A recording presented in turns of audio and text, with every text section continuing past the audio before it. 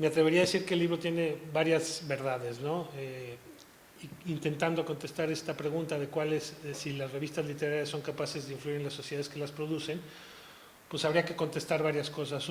La verdad uno es que en efecto las revistas son mecanismos que funcionan a los creadores para encontrarse y tejer redes, pero también para establecer posiciones frente al poder o posiciones de poder.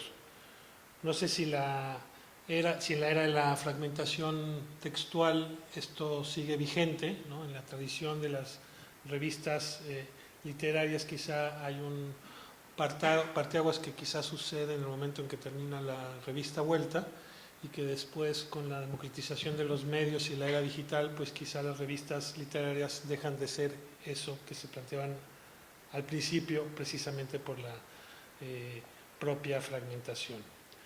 La segunda verdad es que las revistas literarias y la revista Sur es una prueba faciente, es en sí misma la historia de la literatura. Con la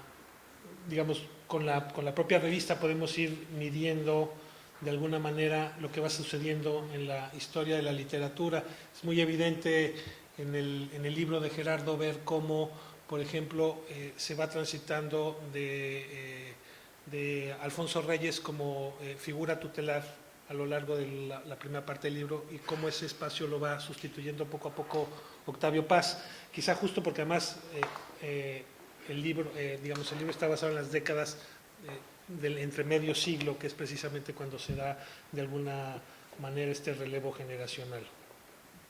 La verdad 4 es que, pensando en la influencia de las revistas literarias pudieron tener en el espacio público, los primeros antecedentes del habla, del habla español en términos de revistas literarias, pues están a finales del siglo XIX en la revista Azul como crisol del proyecto modernista en 1894, que fue precisamente el año que se estableció la partida de la revista literaria como fenómeno de factor de cambio, ¿no? Y luego quizás sus hijas están aquí en Madrid con la revista Madrid dirigida por Ortega Set, ¿no? La revista Sur de Victorio Campo en la Argentina, y luego pues quizás sus nietas, al menos en el caso mexicano, son las que conocemos de Plural, Plural a sucesiva vuelta y después Nexos y quizá hoy hasta Letras Libres, ¿no? La siguiente verdad es que son las verdades que tienen que ver con las bondades de la revista Sur y que se muestran en esta compilación es que, ya lo había dicho antes, la historia de la revista es una gráfica que muestra la transición de figuras tutelares. Por el otro lado, es curioso ver la asimetría que en la revista misma se muestran entre la relación que tienen los escritores españoles y mexicanos y los escritores argentinos y mexicanos, ¿no? Destaca los dos por redondos quizá el texto de González de la Serna, de Gómez de la Serna sobre Diego Rivera, ¿no? Y el texto de Federico Onís y también el otro texto que hace Juan Ramón Jiménez sobre el propio Alfonso Reyes, ¿no? Por supuesto, por ser Rivera y Reyes, dos textos muy redondos. Y en cambio la interpretación, y quizá ahí te pediría Gerardo que en su momento nos comentes sobre las interpretaciones que se hace sobre México desde la Argentina es poca, quizá los textos de Anderson Imbert, ¿no? Y luego otra vez los textos que se hacen sobre Alfonso Reyes, ¿no? Alfonso Reyes aparece repetidamente en la revista, tanto como autor como también sujeto de viñeta o de propio ensayo, y quizá muy adelante una pequeña nota que hace Julio Cortázar sobre libertad bajo palabra, ¿no? La siguiente verdad sobre esta revista, que además creo que es lo más fascinante de ella, es que en muchas de ellas uno puede prefigurar proyectos literarios, ¿no? Básicamente yo diría dos, uno que sucedió y otro que se quedó en intención. Uno es el homenaje a Sor Juana Inés de la Cruz en su tercer centenario que hace Octavio Paz en 1951 y que es una clara prefiguración de su libro posterior sobre Sor Juana Inés de la Cruz, Sor Juana o las trampas de la fe. Y además que es un número que recoge todas las reflexiones sobre Sor Juana, sobre Sor Filotea de la Cruz, etcétera, etcétera. Y bueno, pues estamos ante quizá el génesis, precisamente un libro que sería muy posterior, publicado casi 4 décadas después. Y la otra, que es como una suerte de tristeza, que son, digamos, pensando en las revistas literarias, Octavio Paz alguna vez dijo que quizá la carencia en la literatura en el idioma español era precisamente que hacíamos muy poca teoría literaria, muy poca crítica literaria, y que la crítica era más bien reseñística. Y sin embargo, sobre todo en los textos de Reyes, se alcanza a percibir como si se estuviera construyendo algo que podía haber sido un gran libro de teoría literaria en español. Sobre todo a partir de este ensayo que hace Reyes, que va numerando y que le llama Sumario de la Literatura, más notas posteriores, que pudieron haber sido, como fue en el caso del ensayo de Octavio Paz sobre Juan Inés de la Cruz, quizá había ahí el potencial de hacer un gran libro de teoría literaria o de la literatura en español, en castellano, y que Alfonso Reyes, que era menos erizo y mucho más zorro que el propio Octavio Paz, pues quizá se perdió en divagaciones y nunca terminó de concretar un gran libro que quizá es el libro que nos quedó a deber como autor y como crítico literario. Por el otro lado, el libro pues recoge la crónica del escritor en español, la crónica en términos también históricos, tiene unos textos fabulosos de Silvio Zavala, y por el otro lado también nos permite de alguna manera indagar en el pasado sobre algunas literaturas que hoy están pues quizá muy de moda, que tienen sus orígenes años atrás, ¿no? o décadas atrás. Para mí fue muy rico encontrar, por ejemplo, este cuentito de Torres Bodet sobre su encuentro con este escritor, me viene harto, pero es Antonio Artaux, bueno, que es una suerte de un encuentro entre dos escritores que tiene como esta tendencia metaliteraria que tanto gusta a Enrique Vilamatas. Por otro lado, y ya para terminar y pasar a que Jorge diga algo más certero que yo, este libro recoge esta noción, dos nociones que creo que son importantes. Una, lo que decía, la necesidad de hacer crítica literaria, y dos, como lo planteaba Sur, la necesidad de plantear, de encontrar mecanismos de producir pensamiento en Hispanoamérica. El libro recoge y hace síntesis, digamos, de los procesos y los debates, las reflexiones y, digamos, en donde caminaban las estéticas de la literatura durante toda su escritura, y de cómo los mexicanos encontraron un espacio de participación ahí. Pero yo no sé si este hecho, que es titánico y que a fin de cuentas se reproduce en las redes entre los escritores y en los espacios de reflexión y pensamiento, logran conectar con la sociedad a la que pertenecen. Así que yo cerraría quizá preguntándole a Gerardo si cree que las revistas literarias en efecto son capaces de influir en las sociedades que las producen, y cuál es la relación entre la literatura y la sociedad, y en qué estado se encuentran hoy las revistas literarias en comparación con lo que fue la revista Sur y su importantísima labor. En realidad, voy a empezar por el objeto en sí. Yo celebro que Gerardo Villa del Ángel, como editor, una vez más ha hecho un hermosísimo libro de bolsillo. El problema es cargarlo. Y digo de bolsillo porque dan ganas precisamente de traerlo para arriba y para abajo. Es decir, a mí me gustaría que yo pudiera cargarlo durante el trayecto en el metro, en el que se me ocurre justo evocar la figura de Borges, de Bioy, de Silvina, de Victoria, y tratar de contagiarme del aroma de la literatura que creo que nos hermana, por lo menos a los tres que estamos de este lado de la mesa. En la más pura agua del azar, hoy es cumpleaños de Victoria Ocampo.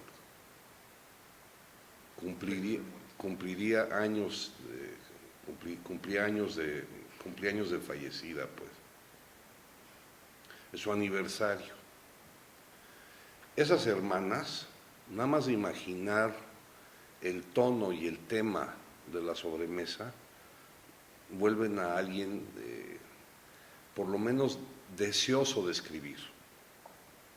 Es decir, yo creo que yo soy escritor en gran parte por lo que he leído, pero en otra parte por tratar de ser como fueron los grandes escritores, por tratar de estar a la altura de su clara sombra, ¿no? Por parafrasear a Paz.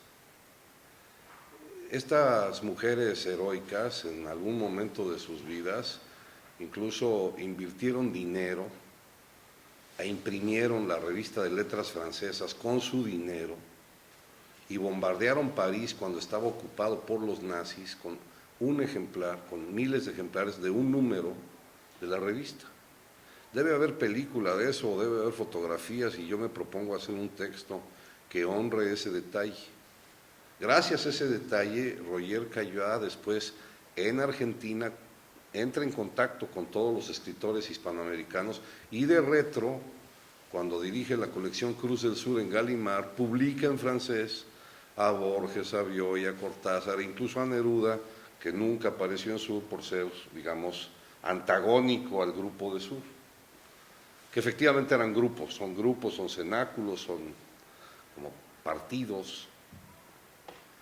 Yo también quiero llegar a desembocar a las preguntas, a esas dos preguntas, pero antes de llegar a esas dos preguntas quiero elogiar al editor, también como autor. Gerardo Villa del Ángel, cuando ha hecho sus proyectos, no voy a hablar de todos, pero en particular el libro rojo, en donde me ha honrado con publicarme, la hechura de este libro es como si lo hubiera escrito él desde los anuncios. Es decir, los guiños logran que el que compre este libro está comprando en realidad el último número de la revista Sur, de una revista que ya no existe. Vamos a empezar por ahí, es decir, el problema de las revistas es que ya no existen. El otro día comentábamos que Octavio Paz marcó a nuestra generación. Nosotros pertenecemos a una generación, y digo nosotros, los que estamos aquí ahorita, que todavía podríamos decir lo mismo que dijo Octavio. Si se nos preguntaba, si se nos ocurría cambiar al mundo, se nos ocurría fundar una revista.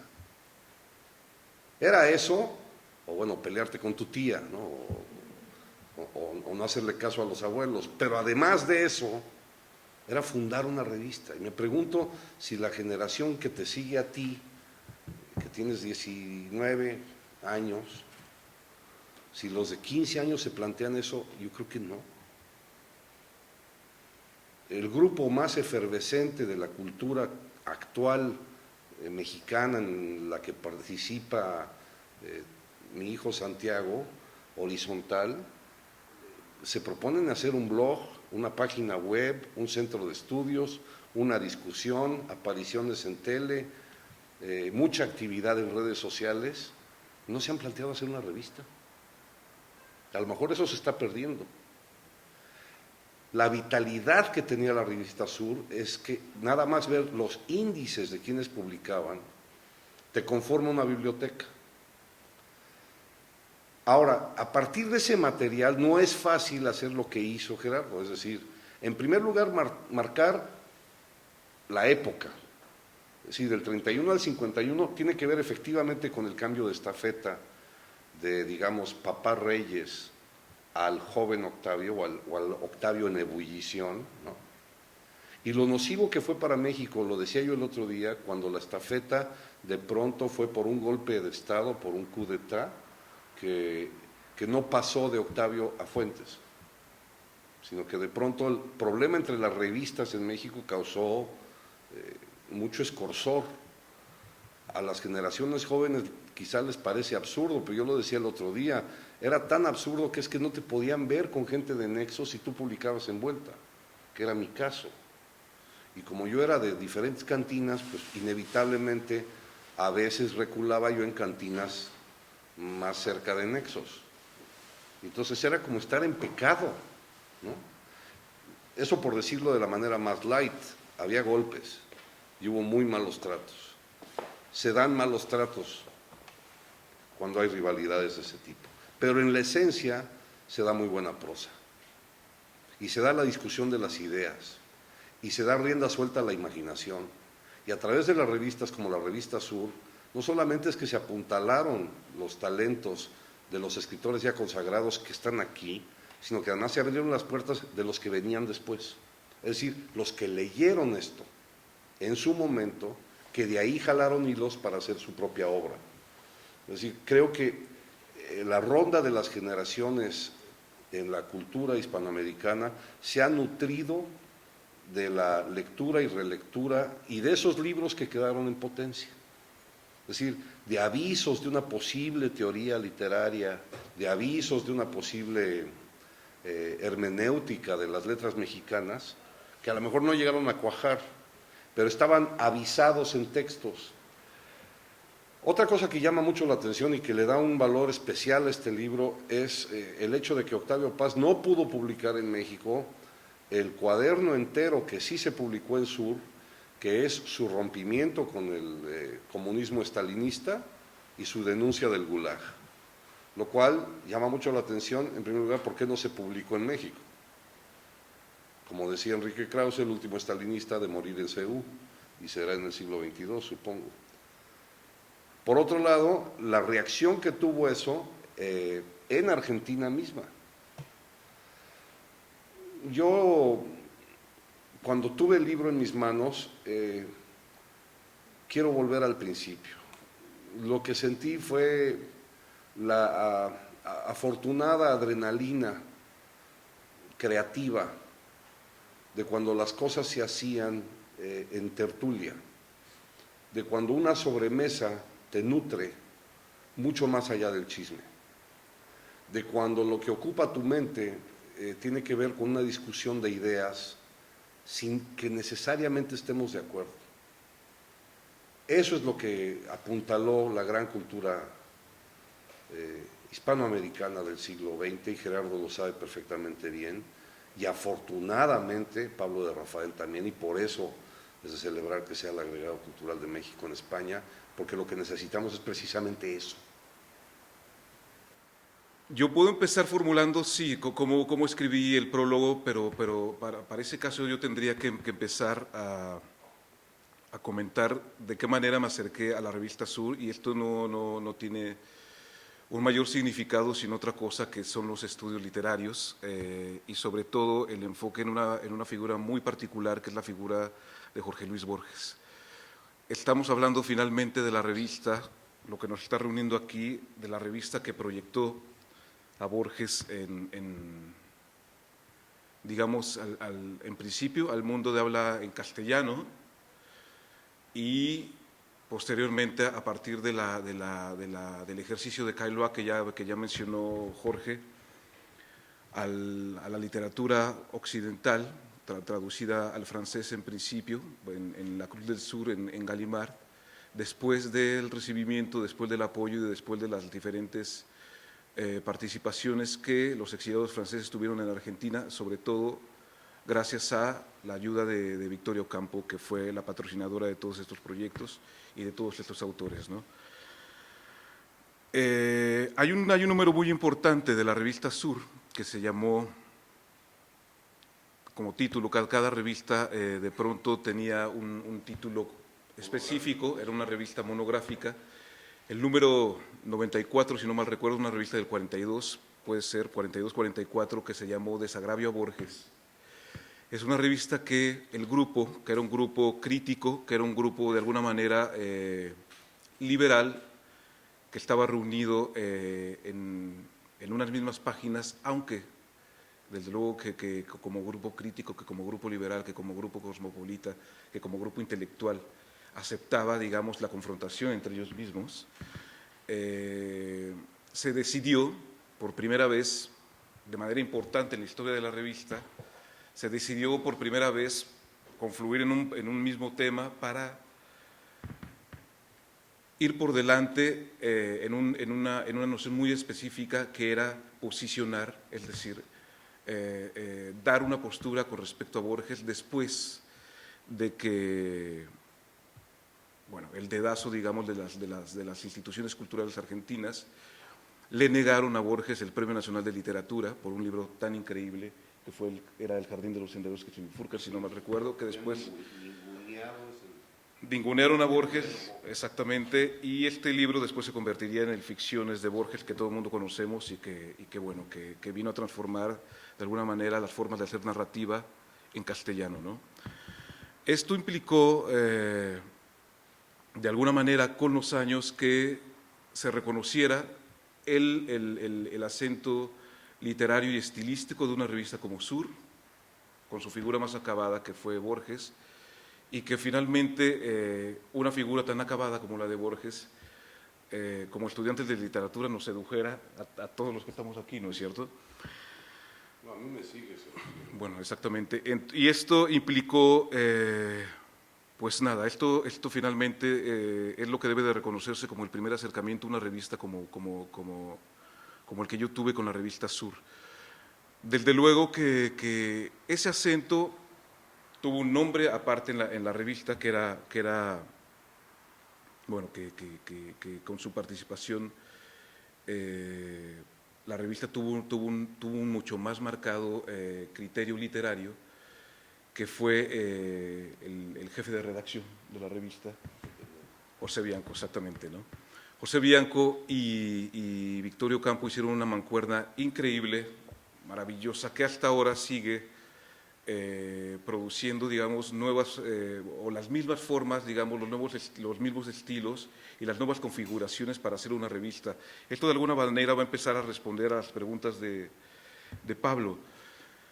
Desde luego que Sur marcó muchísimas pautas en las formas de hacer periodismo cultural, periodismo literario, en las formas de estructurar esas imágenes, digamos, esos discursos, esas narrativas que fueron establecidas desde un principio, desde el número 1 de la revista en 1931, con una reunión de muchos autores, desde luego entre los que se encuentra Alfonso Reyes, Gómez de la Serna, por ejemplo, el propio Borges, la propia Victorio Campo, y esto permitió tender un puente, de alguna manera, estilístico, conceptual. Y yo menciono en algún momento del prólogo un puente incluso filosófico para crear fórmulas y discursos que antes se reconocían solamente en los libros y que en el caso de la revista Sur vinieron a establecer o allanar una nueva forma de hacer literatura en un mensuario o en una publicación periódica, ¿no? Yo en algún momento platiqué con Enrique Krause, que es ahora el director de Letras Libres, sobre el libro, platicamos sobre la revista Sur y platicamos desde luego sobre esos elementos de identidad que todas las revistas en castellano, digamos, desde la aparición de Sur, han venido a repetir, ¿no? O sea, la distribución de las secciones, por ejemplo, que ahora que conocemos en cualquier revista de letras, en cualquier revista cultural, en cualquier revista literaria en castellano, de Occidente, sobre todo también en la parte de Europa, de Francia, de España, de Portugal, tiene sin duda reflejos de la propuesta de Sur. En Sur, el primer esquema de Sur, digamos, fue poner en una primera parte artículos de largo aliento, después reseñas literarias y después notas muy breves que le ponían un poco sal y pimienta a cada uno de los números, condimentaban cada uno de los del tiraje de la revista, cada uno de las publicaciones de la revista. Y esto ha venido a repetirse de alguna manera a lo largo de décadas. Enrique Krause aceptó esta observación, o sea, está de acuerdo, desde luego que todo el que se aprecie de ser un buen editor de revistas literarias sabe que que de alguna manera debe de reconocerse en un ejercicio como el de la revista Sur. Y finalmente es eso, la revista Sur vino a marcar pautas, sobre todo para jóvenes que después despuntarían en muchísimos grados, y uno de ellos fue Octavio Paz. Octavio Paz definió en algún momento a Sur, después de una larga serie de publicaciones que hizo durante muchísimos años, definió la publicación como un ejercicio casi religioso, una reunión en donde muchas voces estaban ahí representadas, más que como en una gran iglesia, digamos, sí lo definió como en una forma de secta, que se abría a un ejercicio, a un abanico del cosmopolitismo, de la crítica, de la puesta de los ojos a futuro. Ahora quiero definir un poco más de eso, que tiene mucho que ver con el prólogo, y que a mí me aclaró muchas nociones de lectura por lo de Sur. La pregunta de Pablo es, ¿una revista literaria puede cambiar, digamos, a la sociedad de su tiempo? Es más o menos esta la pregunta, ¿no? Yo no sé si la pueda cambiar, pero yo lo que pude observar en la revista Sur, a partir del ejercicio de su primer número, un número que fue pensado desde un principio por tres personas, que era el escritor estadounidense Waldo Frank, la propia Victoria Ocampo y el propio Ortega y Gasset, que era muy cercano a Victoria Ocampo y que tuvo mucha correspondencia con ella. Victoria Ocampo incluso le aceptó el nombre de Sur el propio Ortega. Era una revista que pensaba en el tratamiento de los temas americanistas para resolverlos desde los propios criterios de autores americanistas, digamos, ¿no? Yo no sé si la postura o el formato para hacerlo era una búsqueda en sí. Yo lo que sí encontré era que la noción o que el ejercicio de todos los autores que estuvieron allí involucrados no tenía puntos de coincidencia con la sociedad de su tiempo. Y no los tenía porque finalmente surge en un ámbito en donde el peronismo tiene una presencia, bueno, muy activa, tiene una serie de publicaciones amigas también muy militantes, y Sur lo que hace es, de alguna manera, confrontar esas posturas para presentar un ejercicio de modernidad en medio de un contexto totalmente masificado, totalmente populista, conservador, nacionalista. Y lo que hace Sur es abrir un abanico, monta un escenario en donde pone los ojos en Europa, pone los ojos en la propia sociedad para reflejarla en otros contextos mundiales, pone los ojos en la modernidad también, pone los ojos también en la imaginación, más que en los ejercicios, digamos, realistas del peronismo que en ese momento está actuando en Argentina, etc. Y esto implicó, según mi lectura de Sur, que los autores, más que poner los ojos en el presente, pusiesen los ojos en el futuro, en cómo iba a resolverse esa realidad que estaba actuando en ese mismo momento, en un caso muy específico, en un tiempo muy específico, en Argentina, y que iba a venir, digamos, a romper o a comulgar con otras formas nocivas de gobierno o de ejercicio del poder, ¿no? Lo que hace Sur en su conjunto es ver a futuro, criticar el presente y dimensionar, digamos, otras formas de realidad. Tan fue así que Sur, confrontado con el peronismo, entra de una manera casi perfecta, es decir, ocupa un lugar muy específico en un escenario que requería de figuras o de caracteres como los de Sur, de las firmas que tienen ahí, por ejemplo, en un contexto como el de la Guerra Civil Española. Cuando estalla la Guerra Civil Española, uno de los lugares principales de acogida es Argentina, y uno de los grandes escenarios para ejercer la crítica contra el franquismo es la revista Sur. Ese lugar de acogida se convirtió por muchos años en un asilo de muchos autores y de muchos contextos. A la Guerra Civil le siguió desde luego la Guerra Mundial, le siguió el nazismo, ¿no? Y en donde la propia Argentina, la propia Victoria Ocampo, la propia revista Sur vuelve a abrir sus puertas, vuelve a abrir sus brazos para aceptar en sus propios terrenos, digamos, intelectuales, estilísticos, económicos incluso, como lo ha dicho Jorge, a una serie de refugiados, a una serie de autores que finalmente marcarían una pauta después de la guerra para transformar, digamos, los ejercicios literarios o los ejercicios imaginarios y creativos de Occidente, siempre bajo el respaldo de la revista Sur. Fue el caso que mencionó Jorge de la revista Letras Francesas con Roger Caillois, que llega a Argentina, recibe el apoyo de Victorio Campo mantiene a muchos franceses más, mantiene incluso las publicaciones francesas, hace la edición en Inglaterra para que la suelten los aviones en Francia, etc. Y después, desde luego, después de la guerra, seguiría la ruptura de otra utopía, siempre desde las páginas de Sur. Muy al principio Sur lo empezó a comentar, que fue, digamos, lo nocivo de la utopía estalinista en la Unión Soviética, y en donde Octavio Paz encuentra el mejor escenario para crear esa ruptura, digamos, con la orientación socialista, que en ese momento formó una utopía totalmente represiva y totalmente obviada, porque no se quiere ver, por la intelectualidad o por una parte de la intelectualidad de Occidente, ¿no? Yo creo, así lo formulo en el prólogo, que era el escenario ideal para Octavio Paz para publicar un texto así, como el texto se llama David Rossetti y los campos de concentración soviéticos. Son archivos de juicios, justo en el Gulag.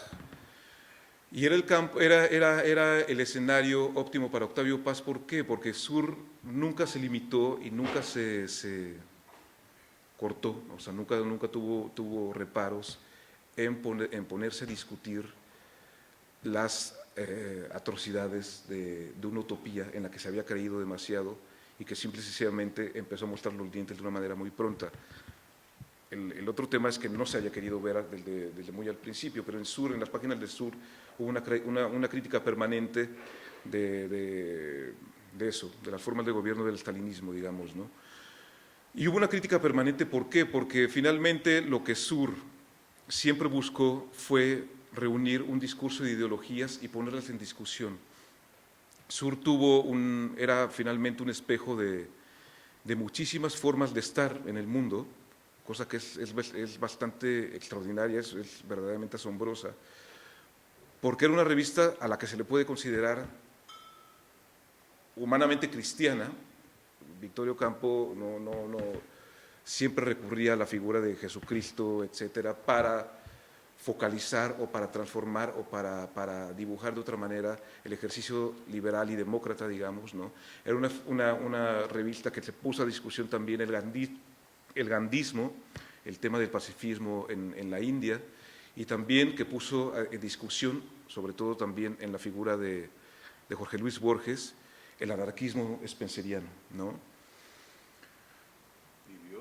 Y Bioy, exactamente. Entonces, bueno, el tema es, ¿una revista puede funcionar en la sociedad de su tiempo? Yo creo que no. Un ejemplo es Sur, pero sí puede funcionar, creo yo, en una sociedad que va a venir en el futuro.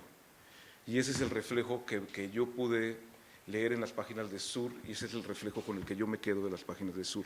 Hay una cita, yo recurro a la figura de Gramsci, porque para responder, digamos, de alguna manera a un texto que escribió José Emilio Pacheco, el poeta mexicano, en 1979, hubo una forma de obituario que publicó a la muerte de Victorio Campo, en donde José Emilio critica